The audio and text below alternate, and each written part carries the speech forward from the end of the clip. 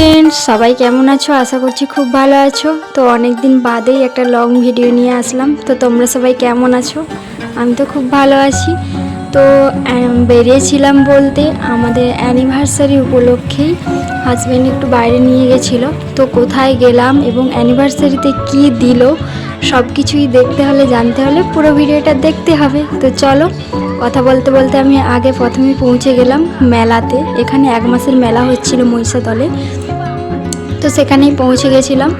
দেখতে দেখতে মেলার ভেতরেই প্রবেশ করলাম। তো অনেক রকমই জিনিস চোখে পড়লো। এই ক্লিপের কালেকশানগুলো খুবই ভালো লেগেছিলো। তারপরে এই লকেটের পুতুলগুলো। তারপরে মেলা মানেই তো মেয়েদের জামা কাপড় থাকবেই, তার সাথে মেলাতে প্রচণ্ড ভিড়ও হয়েছিল।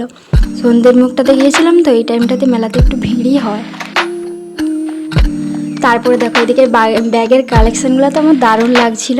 তো আর এদিকটাতে সমস্ত রাইড ছিল, নাগরদোলা, তারপরে আরও বাচ্চাদের চড়ার জন্য। আর এই জিনিসটা দেখে তো আমার ভয়ই মারাত্মক লেভেলের লেগেছিল, কারণ যারা চড়ছিল তারা তো মানে আর কেউ চোখ খুলে রাখতেই পারেনি, চোখ বন্ধ করে নিয়েছে। এদিকে এত ভয় লাগছে, তবু অথচ এটাতে চড়তে কেউ ছাড়েনি, কারণ এবছর এটা মেলাতে নতুন এসেছে। তো তাই জন্য সবাই এটাতে চড়ছিল। তো আমি শুধু নিচে দাঁড়িয়েই মজা নিচ্ছি, কারণ এইসব জিনিসে আমি কখনোই চড়তে পারবো না।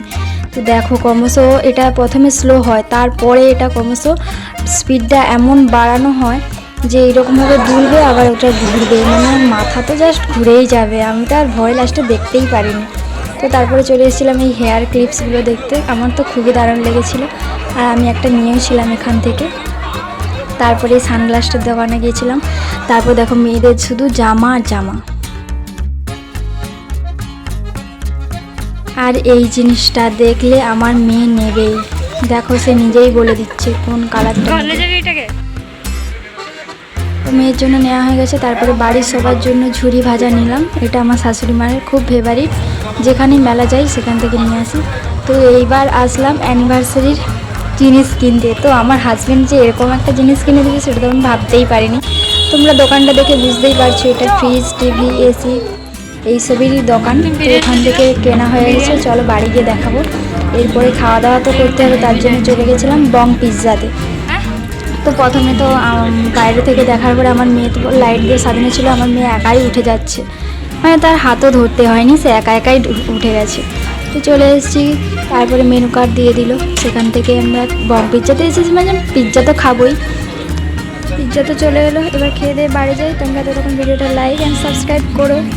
আর বাড়ি গিয়ে দেখাচ্ছি কি গিফট দিল। এই দেখো, এটাই হলো আমার অ্যানিভার্সারি গিফট। নতুন একটা ভিডিওতে তোমরা পেয়েছো, বলো।